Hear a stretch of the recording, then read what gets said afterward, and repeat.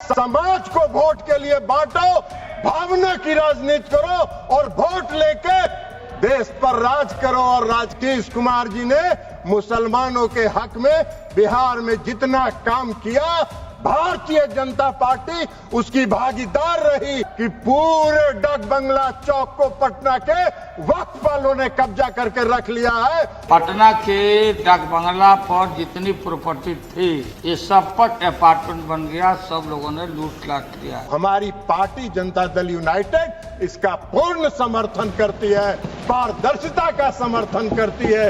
और 2013 में जो आपने पाप किया था उस पाप को समाप्त करके आज मोदी जी ने पारदर्शिता लाने का काम उसमें किया। इस देश के पसमानदा समाज के मुसलमान कल नरेंद्र मोदी के साथ खड़े होंगे कि इनके शासनकाल में हमको न्याय मिला।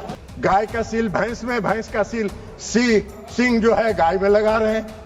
अरे भाई, जेडीयू को और नीतीश कुमार को आपके सेकुलरिज्म के सर्टिफिकेट की आवश्यकता नहीं है। उस अपने वोट के लिए धार्मिक मामलों का इस्तेमाल करते हैं, वो इसके विरोध में है और वो इसके विरोध में माहौल खड़ा कर रहे हैं। जिनका इस पर वक्त पर कब्जा था, वो अपने कब्जे को चंगुल से जाते हुए देखकर आज इसके विरोध में खड़ा है। कहीं से मुसलमान विरोधी नहीं है। क्या है वक्फ? वक्फ कोई मुस्लिम संस्था है क्या?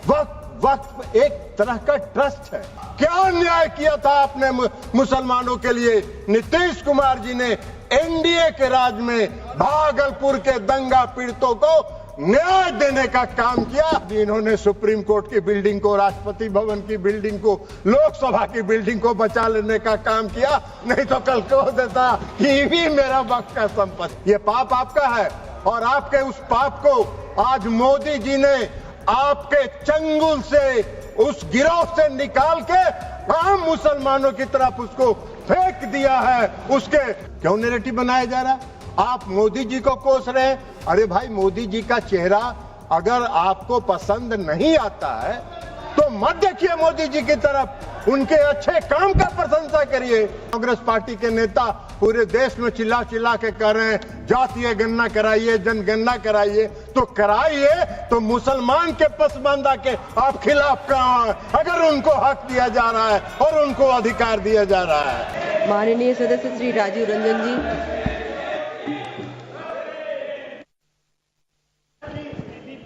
अरे हाँ, याच्यानंतर तुम्ही ना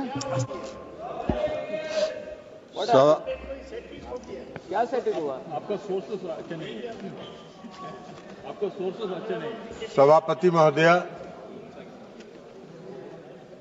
वक्फ संशोधन विधेयक 2025 पर चर्चा हो रही है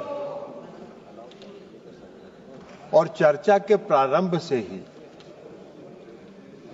ऐसा माहौल बनाने का प्रयास किया जा रहा है कि जैसे यह कोई वक्फ संशोधन विधेयक जो है ये मुस्लिम विरोधी है।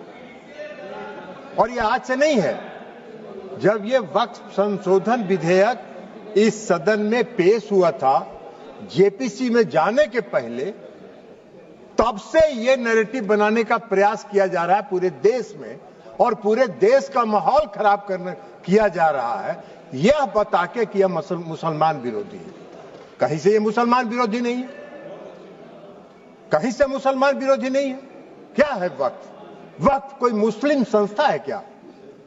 वक्फ एक तरह का ट्रस्ट है।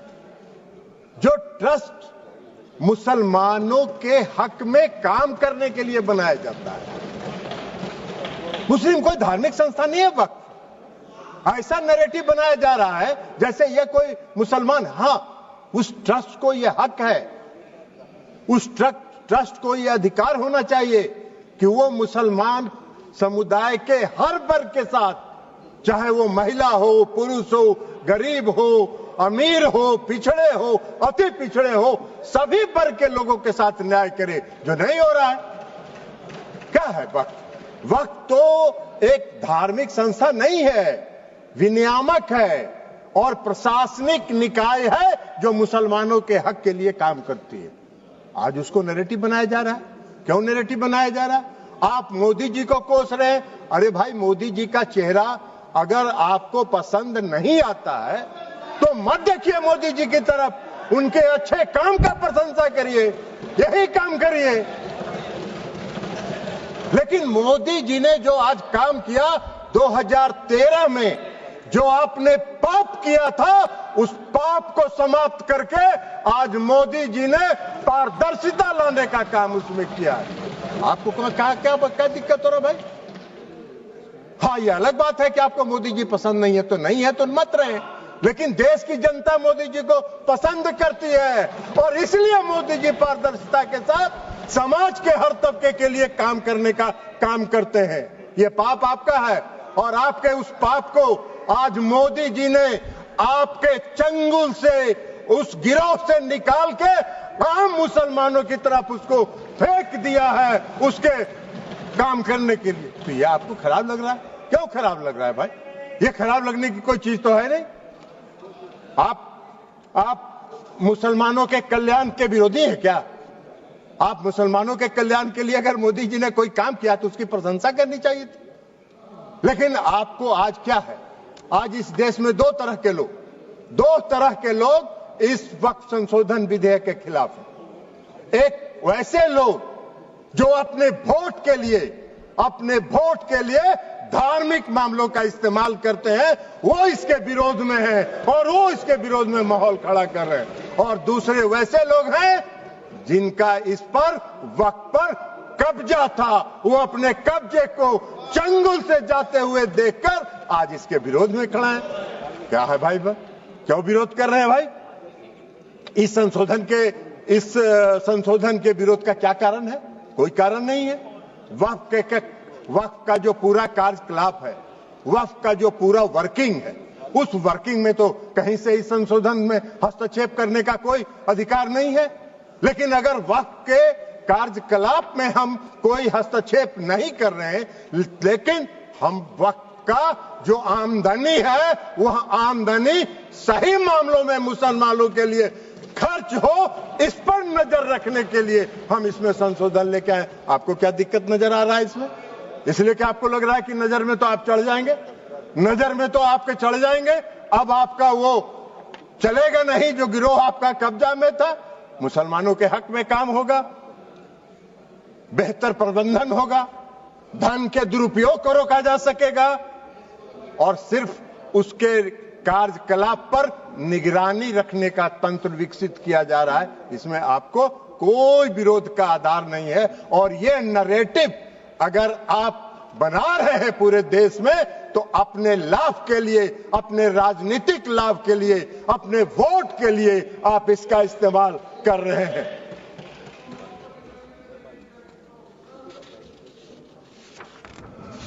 सभापति महोदया, इस संशोधन से क्या होगा? इस संशोधन से सबसे बड़ा फायदा क्या है? आज मुसलमान समुदाय के अंदर, यह नैरेटिव तो आप बना नहीं रहे हैं, मुसलमान समुदाय के अंदर पसमानदा समाज के भी लोग हैं। आप जरा बताइए हमको, पूरे देश भर का उदाहरण देके बताइए कि पसमानदा समाज का वक्त पर कोई है? वक्त में उसका बेचारे का कोई से है? कितनी बड़ी आबादी है पसमानदा समाज की, उसका कोई से है? आप पूरे देश में, आपके नेता, कांग्रेस पार्टी के नेता पूरे देश में चिल्ला चिल्ला के कह रहे हैं जातीय गणना कराइए, जनगणना कराइए। तो कराइए, तो मुसलमान के पसमानदा के आप खिलाफ कहां हैं? अगर उनको हक दिया जा रहा है और उनको अधिकार दिया जा रहा है। आपको बता देते हैं आपकी सेकुलरिज्म की एक कांग्रेस पार्टी के एक नेता का कल हम देखे अखबार में एक बयान छपा हुआ है कि जेडीयू सेकुलर पार्टी है, उसको देखना है। अरे जेडीयू को और नीतीश कुमार को आपके सेकुलरिज्म के सर्टिफिकेट की आवश्यकता नहीं है, उसकी आवश्यकता नहीं है। आपको हम एक बात बता देते हैं, सेकुलरिज्म की आपकी परिभाषा है समाज को वोट के लिए बांटो, भावना की राजनीति करो और वोट लेके देश पर राज करो। यह आपका सेकुलरिज्म का परिभाषा है। नीतीश कुमार जी का और जेडीयू के सेकुलरिज्म की परिभाषा है कि बिना कोई विवाद किए हुए काम करो, समाज के हर वर्ग के लिए काम करो। आपने तो इस देश में बहुत दिन शासन किया। आपको 1 मिनट सुनिए जयप्रकाश जी, आपको बता देते हैं। बिहार में नीतीश कुमार जी 20 साल से बिहार के मुख्यमंत्री हैं। आजादी के बाद से आपने कब तक शासन किया? कांग्रेस पार्टी ने बिहार में कब तक शासन किया? आजादी के बाद से नीतीश कुमार जी ने 20 वर्षों में मुसलमानों के हक में जो काम किया, आजादी के बाद से आज तक नहीं हुआ। क्या हुआ? मुसलमानों के लिए नीतीश कुमार जी ने तालमी मरकज बनाया, हुनर योजना चलाई। भागलपुर दंगा हुआ था, किसके राज में हुआ था? वेणुगोपाल जी, आपके राज में हुआ था। क्या अन्याय किया था आपने मुसलमानों के लिए? नीतीश कुमार जी ने एनडीए के राज में भागलपुर के दंगा पीड़ितों को न्याय देने का काम किया। यह काम नीतीश कुमार जी ने किया। आपका सेकुलरिज्म की क्या परिभाषा है? नीतीश कुमार जी ने पूरे बिहार के कब्रिस्तान की घेराबंदी करा दी। आप तो आजादी के बाद से इतना दिन शासन किए, कौन सा काम आपने किया बिहार में और मुसलमानों के हक में, ये बता दीजिए। लेकिन नीतीश कुमार जी वोट के लिए राजनीति नहीं करते हैं और नीतीश कुमार जी ने मुसलमानों के हक में बिहार में जितना काम किया, भारतीय जनता पार्टी उसकी भागीदार रही। भारतीय जनता पार्टी के समर्थन से ये काम हुआ। आप कहां खड़े हैं जयप्रकाश जी? ऐसे ही चिल्पो करते रहिए, कुछ होना जानी नहीं है। तो इसलिए आज वक्फ संशोधन बिल के माध्यम से मुसलमानों के, पसमानदा समाज के मुसलमानों के लिए, जो पिछड़े वर्ग के मुसलमान हैं, जो गरीब तबके के मुसलमान हैं, जो मुसलमान में भी सबसे निम्न वर्ग के मुसलमान हैं, उनको भी आज न्याय देने का काम हो रहा है। तो आपको चिल्पों बम मचा रहे हैं, आप हल्ला कर रहे हैं, आप नैरेटिव सेट कर रहे हैं, जैसे लगता है कि इस देश में कोई तूफान आने वाला है। अरे तूफान नहीं आने वाला है। इस देश के पसमानदा समाज के मुसलमान कल नरेंद्र मोदी के साथ खड़े होंगे कि इनके शासनकाल में हमको न्याय मिला। आप कहां नजर आइएगा? नैरेटिव सेट करते रहिए। और उसके बाद आप बताइए, महिला सशक्तिकरण की बात करते हैं, बड़ा चिल्लाते हैं महिला सशक्तिकरण के लिए कि महिलाओं को सशक्त करना है। कांग्रेस पार्टी महिलाओं को सशक्त करती है। अरे कहां महिलाओं को? मुसलमान समुदाय में महिला नहीं है क्या? मुसलमान समुदाय में महिला नहीं है? आज अगर मुस्लिम समुदाय के महिलाओं को वक्फ के साथ जोड़ा जा रहा है, आपको क्यों विरोध हो रहा है? मुस्लिम समाज के महिलाओं को भी सशक्तिकरण का हक है। उनके सशक्तिकरण का भी काम प्रधानमंत्री नरेंद्र मोदी जी की सरकार ने किया। इस वक्फ संशोधन विधेयक के माध्यम से आपका नैरेटिव सेट कर रहे हैं पूरे देश में, जैसे लगता है मोदी जी मुस्लिम विरोधी हैं।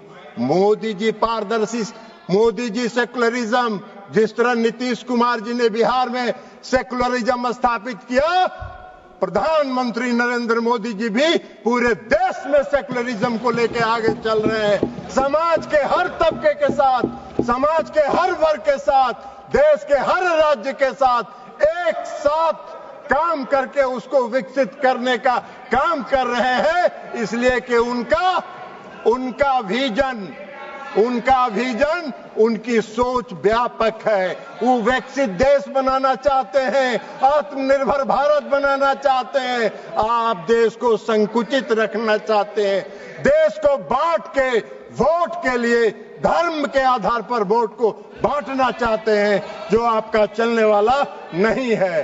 अभी चर्चा हो रही थी, बहुत लोगों ने कहा इस संशोधन के माध्यम से डीएम को अधिकार क्यों दे दिया गया।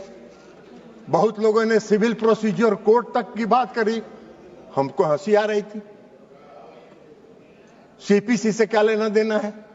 गाय का सील भैंस में, भैंस का सील सिंह जो है गाय में लगा रहे हैं। अरे भाई, इस देश में रेवेन्यू के रिकॉर्ड्स का कस्टोडियन कौन होता है? इस देश में रेवेन्यू के रिकॉर्ड्स का कस्टोडियन डिस्ट्रिक्ट मजिस्ट्रेट होता है। और डिस्ट्रिक्ट मजिस्ट्रेट को अगर यह अधिकार दिया गया था, कोई गलत नहीं था, लेकिन फिर भी आपने उसका विरोध किया। तो भाई सरकार ने सोचा कि चलिए आपके विरोध को मान लेते हैं और उससे बड़े अधिकारी को दे दिया ये अधिकार। लेकिन रेवेन्यू के रिकॉर्ड्स का कस्टोडियन जिलाधिकारी होता है। आपका अगर झगड़ा होगा, मेरी संपत्ति का अगर झगड़ा होगा, वेणुगोपाल जी आपकी संपत्ति का किसी से झगड़ा होगा, तो कहां जाते हैं आप? खतियान देखने के पास? किसके पास जाते हैं? वही डिस्ट्रिक्ट मजिस्ट्रेट के यहां, वही डिस्ट्रिक्ट मजिस्ट्रेट की अदालत में जाते हैं। एक आम मुसलमान भी आज की तारीख में, आम नागरिक अगर मुसलमान का है और उसकी व्यक्तिगत संपत्ति पर कोई विवाद होता है तो वो जाता है डिस्ट्रिक्ट मजिस्ट्रेट के यहां और वहीं से उसको न्याय मिलता है। तो आम मुसलमान डिस्ट्रिक्ट मजिस्ट्रेट के दफ्तर में जाएंगे, उनको न्याय मिलेगा। अब वक्फ को नहीं जाना है, इसलिए कि वक्फ की जमींदारी है। पूरे वक्फ की संपत्ति पर उसको समाप्त करने का काम, पारदर्शिता लाने का काम नरेंद्र मोदी की सरकार ने किया है। इसका स्वागत करना चाहिए, इसका विरोध नहीं होना चाहिए। अब आप कह रहे हैं कि ट्रिब्यूनल की बात आती है। भाई क्या ट्रिब्यूनल में क्या दिक्कत है? आज का क्या कानून है? आज का क्या कानून है? आज का कानून यह है जो पाप किया आपने 2013 में। आज का कानून क्या है कि अगर कोई वक्त, जो सुबह में रिजिजू साहब मंत्री जी जो भाषण दे रहे थे, उन्होंने कहा कि धारा 40 को खत्म कर दिया हमने।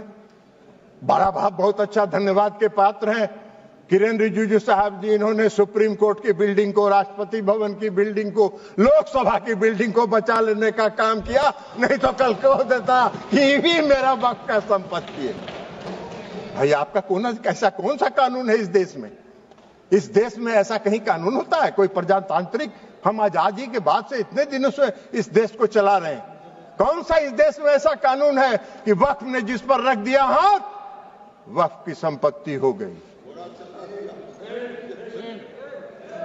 अभी सेकुलरिज्म के इनके सहयोगी हैं, जिनके आजकल वेणुगोपाल जी जिस पार्टी जो है, जिसकी पिछलग्गू बनी हुई है, आज उनका भी वायरल हो रहा है। इसी लोकसभा में उनका दिया हुआ भाषण वायरल हो रहा है, जिन्होंने कहा है कि पूरे डाक बंगला चौक को पटना के वक्फ वालों ने कब्जा करके रख लिया है। सख्त कानून बनना चाहिए और उन लोगों को विदा करना चाहिए। तो यही तो आपका है, यही आपका है, वायरल है। जरा बाहर निकल के वेणुगोपाल जी देख लीजिए, नहीं हो तो बोलिएगा, हम भेज देंगे, मेरे पास भी है, हम भी भेज देंगे आपको, देख लीजिएगा। तो आप वक्फ की संपत्ति में को अगर आज समाप्त कर दिया उस धारा को, तो बड़ा बढ़िया काम किया। हम धन्यवाद देते हैं रिजिजू साहब के, जिन्होंने इस देश को बचा लिया और इस देश के कई लोगों को इस शिकंजे में फंसने से बचा लेने का काम इन्होंने किया है। इसलिए हम उनको धन्यवाद देते हैं। अब ट्रिब्यूनल की बात है। ट्रिब्यूनल का क्या था भाई? कल इस कानून के तहत ट्रिब्यूनल में जाइए, ट्रिब्यूनल में जाके आप साबित करिए कि वक्फ का संपत्ति नहीं है, ये मेरा संपत्ति है। और उसको 5 साल तक, 10 साल तक ट्रिब्यूनल सुनता रहेगा। और एक बार ट्रिब्यूनल फैसला दे दिया कि वक्फ वाले सही है, अब फिर कहीं नहीं जाइए, फिर उसी में रिवीजन फाइल करिए। यही तो आज का कानून था, जिसको खत्म करके इस सरकार ने पारदर्शिता लाने के लिए सिर्फ इंडिविजुअल को भी नहीं, अगर वक्फ को भी कोई शिकायत है तो वह भी अपील में जा सकता है, उसको भी आजादी मिल गई है। दो तरफा मामला साफ है। अब चलिए, जो सही होगा वही होगा, और यही काम नरेंद्र मोदी जी करते हैं, पारदर्शिता लाते हैं। आपको पारदर्शिता से चिढ़ है, आपको पारदर्शिता से नफरत है, तो इसमें मोदी जी क्या करें? उनका चेहरा आपको खराब लगता है तो मोदी जी क्या करेंगे? आपको पसंद नहीं है, उनके काम की प्रशंसा किया करिए। इसलिए आज जो ये संशोधन लेके सरकार आई है, ये संशोधन पूरे वक्फ के कार्यकलाप को, पूरे वक्फ के कामकाज पर, पूरे वक्फ की संपत्ति पर, पूरे वक्फ का इस्तेमाल आम और गरीब मुसलमानों के लिए, मुस्लिम महिलाओं के लिए हित में हो, इसकी व्यवस्था के साथ ये संशोधन विधेयक आया है। हमारी पार्टी जनता दल यूनाइटेड इसका पूर्ण समर्थन करती है, पारदर्शिता का समर्थन करती है और पारदर्शिता को लाने के लिए हम आदरणीय प्रधानमंत्री नरेंद्र मोदी जी का धन्यवाद करते हैं। अल्पसंख्यक कल्याण मंत्री किरण रिजिजू साहब का धन्यवाद करते हैं और अपनी बात समाप्त करते हैं। माननीय